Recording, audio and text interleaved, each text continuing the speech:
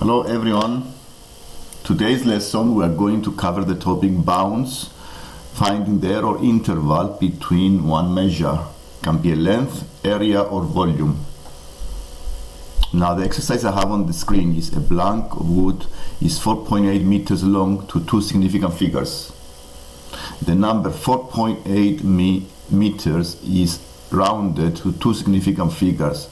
So we need to find what is the actual value, the actual measures of the real number, the actual number of the length.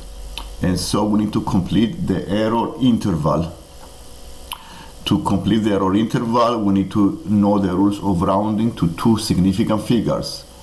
The rules of rounding to two significant figures, normally if I have a number with 3 digits, and let's make it, for example, 575, and I want to round this number to two significant figures, then I only need to consider the first 2 digits, and then I take the decision on the third digit. The decision is on the third digit. If this number here, if this number x is greater or equal to 5, I do rounding up. I round the number up. And if this number is less than 5, I do rounding down, rounding up here, because it's 5 or more. But if it's less than 5, this is the decisions we will do for all of the numbers. We do rounding down. So in this case, because the 4.8 is to 2 digits, I need to have a third digit. And the lower bound is need to be one number less than 8, so it's 7, and I always put a 5 at the end, so it's 4.75. This is the lower bound. So this is the lower bound. This is the least possible value of the actual length. This is the lower bound. The upper bound we found using similar ways, and we keep the 8 and we add a 5 at the end. So this is the upper bound, the 4.85. And now if a number is less than 4.85, it rounds to 4.8 to two significant figures, if any number in this interval. So this is the upper bound. Similar way we can do different exercise, and here we have find the area, the error interval for the area. And what we have is a square with length. After rounding, the length is 2.34 to 2 decimal places. So I need to find the error interval for the length before going to find the error interval for the area. And the formula for the area of a square is length square. So taking the error interval of the length, because it's to 2 decimal places the rounded number, the actual value need to have 3 decimal places. So I lower the 4 into 3 and I add a 5, the same way I did before. So it's 2.335, the lower bound, and the upper bound I add a 5 after the 4. I don't change the 4, I add the 5 at the end. So it is the upper bound. Now if this is the error interval of the bounds of the length, the area, I use the formula and I need to find what is the least possible value for the area.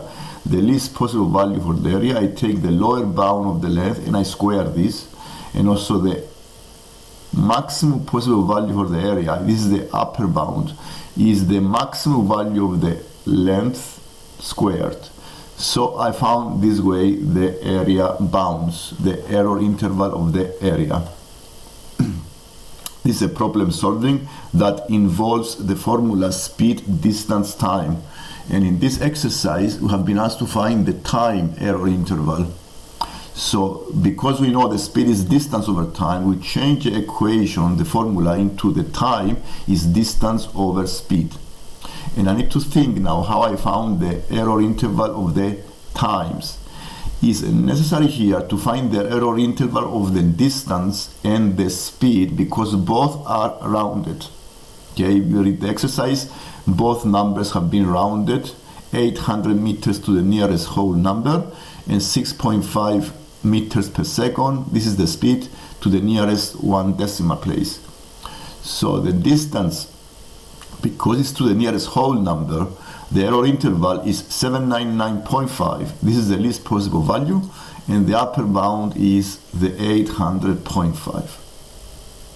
And the speed, because it's one decimal place, it needs to be the actual value in two decimal places. So it's 6.45.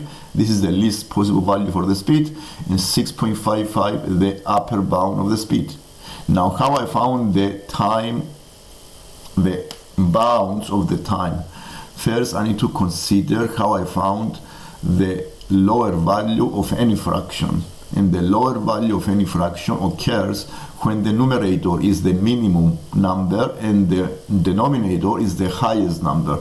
So I need to use the distance minimum, the lowest, into the numerator, and the speed highest into the denominator. So it is 799.5 over 6.55. I take the bounds from the two error intervals I found previously, and I did the division, and I found the time, the least possible value of the time is 122.06. The same way I found the time upper bound of the time. So I take the upper bound of the distance and I divide by the lower bound of the speed. So I take the 800.5 and I divide by 6.5. I found these numbers previously separately to the bounds. I divide the two numbers and I found that upper bound of the time is 124.11. And also I have some changing recurring decimals here into fractions. To change a recurring decimal into fractions, you make the x to be the recurring decimal, and then we keep times by 10.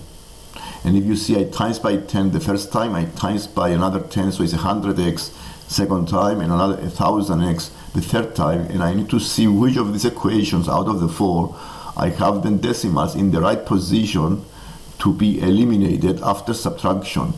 And the only equations that I can eliminate the recurring decimals is the second and the fourth. So if I subtract the second from the fourth, I have 990x is 675, and dividing both by 990, we have the fraction 15 over 22 that I have been asked to find. Now, if you like the lesson and you want to see more lessons like this in GCSE or higher maths, subscribe to see more lessons. Thank you.